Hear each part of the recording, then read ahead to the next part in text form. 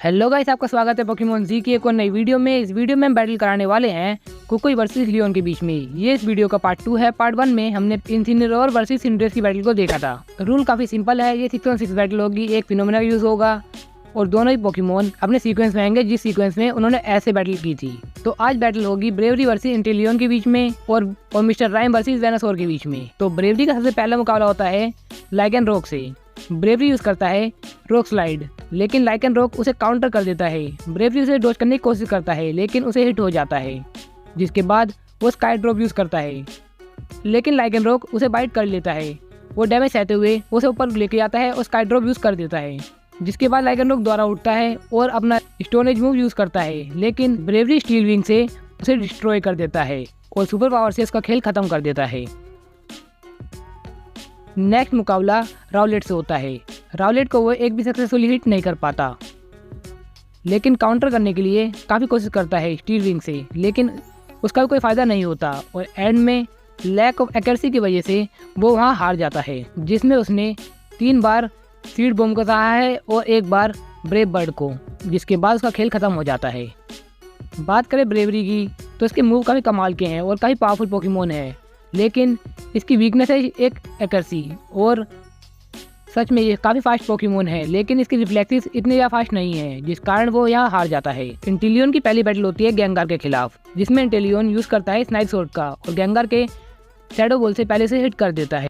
उसके बाद गेंगार giant shadow ball use करता है, लेकिन वो इजीली अपनी टेल से उसे काट देता है। उसके बाद वो डार्क पल्स का यूज़ करता है। गेंगार उसे डॉज कर जाता है, लेकिन लियोन पहले से तैयार था, जिस कारण उसने एक्वा जेट को काउंटर शील्ड की तरह यूज़ किया, जिसके बाद गेंगार को ये डैमेज होता है। गेंगार बिलो विस्क से उसका काउंटर करता है। उसके बाद एस जिगांटामैक्स कर लेता है अपने गेंगार को।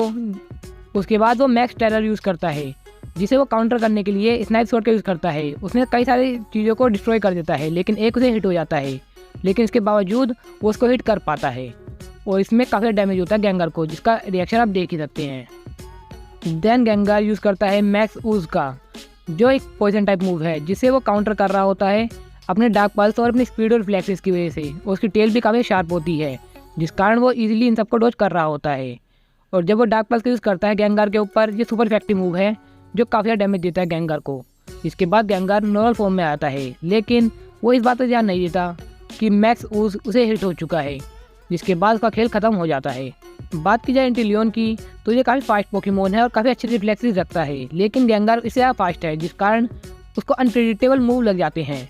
2 बार हिट होने के बाद ही उसका खेल खत्म हो जाता है, जिससे हमें पता लगता है कि ये ड्यूरेबल बिल्कुल नहीं है।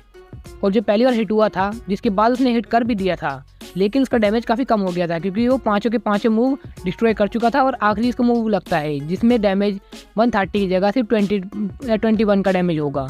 इतने कम डैमेज से इस पोकेमॉन का कुछ नहीं होने वाला था, जिस कारण वो उसे हिट कर पाता है। इससे आप ये नहीं कह सकते कि गेंगार पावरफुल नहीं है, लेकिन मैक्स ऊज वो डैमेज दे के रहता है। ये कभी डिवाइड नहीं होता अपने पार्ट्स में, जिस कारण जितना उसे डैमेज मिला है उतना ही मिलना चाहिए था। ये डिस्ट्रीब्यूट नहीं हुआ डैमेज की, इसे कम कर दिया गया हो, जिस कारण उसका खेल एक ही हिट में खत्म हो जाता है। लेकिन इसकी ड्यूरेबिलिटी के कारण हमें इसके रिफ्लेक्सेस और स्पीड को नहीं भूलना चाहिए, और उसके अटैक जो क्रिटिकल हिट दे सकते हैं, जिससे ये पोकेमोन एक स्ट्रॉन्ग पोकेमोन और हाईली रिफ्लेक्सेस वाला पोकेमोन बन जाता है।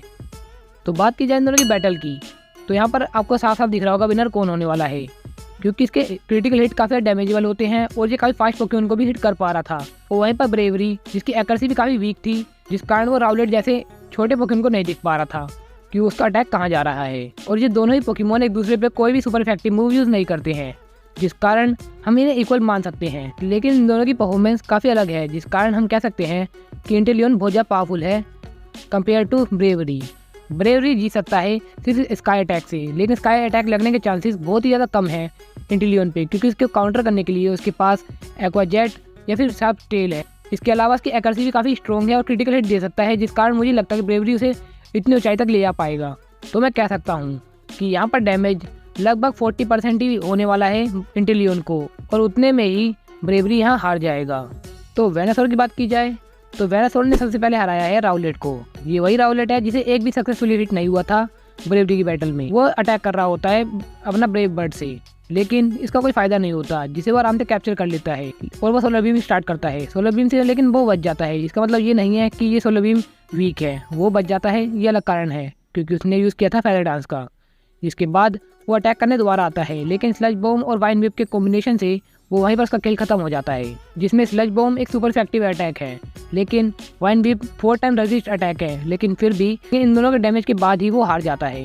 यानी कि वाइन विप भी इसके काफी ज्यादा स्ट्रॉन्ग होंगे। उसके बाद इसकी बैटल होती है टोरा कैट से। ये वाइन विप का यूज करता है, लेकिन टोरा कैट उसे फायर फैन से डैमेज देता है, जो एक सुपर इफेक्टिव अटैक है, लेकिन उसे सर्वाइव करने के बाद वो यूज करता है स्लज बॉम्ब का, लेकिन वहाँ से फायर ब्लास्ट आता है, जो हाईली डैमेजेबल सुपर इफेक्टिव मूव है, जिसके बाद उसका खेल खत्म हो जाता है। तो हमें इस पोकेमॉन की स्ट्रेंथ या ड्यूरेबिलिटी का कोई अंदाजा नहीं है, लेकिन इसने ब्रेव बर्ड को ऐसा सहा जैसे कुछ हुआ ना हो, और फायर फैन को भी, जो सुपर इफेक्टिव अटैक है इसके ऊपर, लेकिन तब भी इसने उन दोनों ही मूव को सह लिया। इससे हमें पता लगता है कि फिजिकली काफी ड्यूरेबल है, लेकिन स्पेशल अटैक फायर ब्लास्ट जो सुपर इफेक्टिव है इसके ऊपर, जिसके बाद इसका खेल खत्म हो जाता है। यानी कि ये थोड़ा वीक पड़ जाता है, या फिर ये मान लो काफी ज्यादा डैमेज से सह लिया है। इसके अटैक भी काफी ज्यादा पावरफुल है, लेकिन मैं इसकी स्पीड और रिफ्लेक्सेस के बारे में कुछ नहीं कह सकता। मानस की एक्यूरेसी काफी सही है ब्रेवरी के कंपेयर में। तो लियोन यूज करता है मिस्टर राइम का गैंगर के खिलाफ। ये वही गैंगर है जो काफी थका हुआ है, तो गैंगर यूज करता है स्लज बॉम्ब का, जिसका काउंटर करने के लिए ये फ्रीज ड्राई का यूज करता है, जिसके डैमेज से गैंगर फ्रीज हो जाता है। उसके बाद वो साइकिक ट्रेन से एक साइकिक ओरा बनाता है और एक्सपेंडिंग फोर्स से उसका खेल खत्म कर देता है। उसके बाद वो बैटल करता है सरफेस से।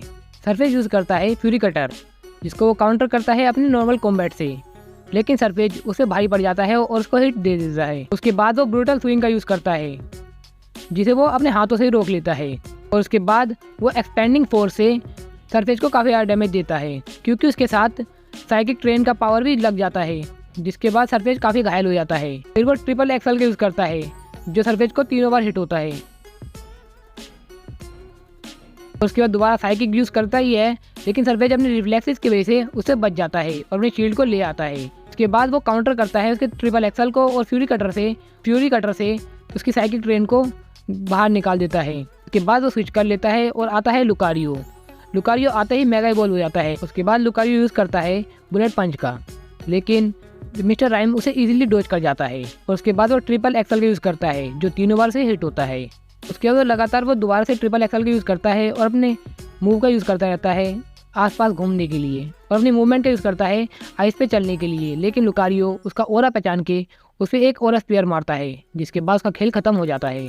तो बात करें मिस्टर राइम की, तो ये कॉम्बैट में काफ़ी अच्छा है और डोजिंग में भी काफ़ी कमाल का है। इसकी मूवमेंट काफ़ी फास्ट है, लेकिन मुझे इसके अटैकों में तो दम नहीं लगा, जिस कारण गैंगार को भी हराने में इसे काफ़ी टाइम लगा, जो काफ़ी ज़्यादा थका हुआ और पिटा हुआ था।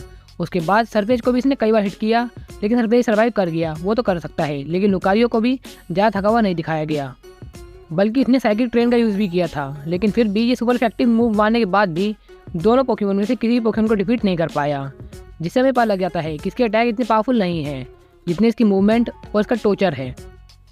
यानी कि ये बैटल में लंबा इसलिए टिक पाता है क्योंकि इसे कैप्चर करना बहुत मुश्किल है। इसे पकड़ना या फिर कोई भी हिट देना बहुत ज़्यादा मुश्किल होता है, जिस कारण ये लंबे समय तक बैटल में टिका रह सकता है। यानी कि लंबी बैटल में ये पोकेमॉन जीतने चांस ज़्यादा रखता है, मगर शॉर्ट बैटल में यानी कि बहुत कम टाइम में अगर हिट हो जाता है तो ये इजीली डिफीट हो जाएगा। तो बात की जाए इन दोनों की बैटल में, तो मुझे लगता है कि यहाँ पर अगर इन दोनों की बैटल में काफ़ी ज़्यादा अंतर भी हो, लेकिन टाइपिंग का बहुत बड़ा अंतर आपको दिख रहा होगा।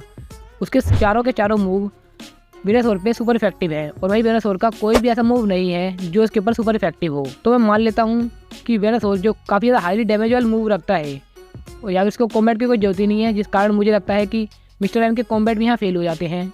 तो इन दोनों की बैटल काफ़ी लंबे समय तक चल सकती है, और आपको पता है रिजल्ट क्या आएगा, यहाँ वेनासोर हार जाएगा। माना कि ड्यूरेबिलिटी उसकी काफ़ी कमाल की है, लेकिन सारे सुपर इफेक्टिव मूव वो नहीं सर्वाइव कर पाएगा, और उसकी मूवमेंट इतना फास्ट नहीं है कि वो हर मूव को डॉज कर जाए। तो हाँ यार, आज के लिए वीडियो बस इतना ही। होप करता हूँ कि वीडियो इंटरेस्टिंग लगी हो। इस वीडियो का आइडिया दिया था मेरे एक सब्सक्राइबर ने, जिनको मैं शाउट आउट देना चाहता हूँ, और आप भी मुझे सजेशन दे सकते हैं कि मुझे किस टॉपिक को कवर करना चाहिए। तो हाँ यार, मिलते हैं किसी और वीडियो में, जब तक के लिए थैंक्स फॉर वॉचिंग। आखिर मैं पहुंच गया, मेरा दिल धड़क रहा है।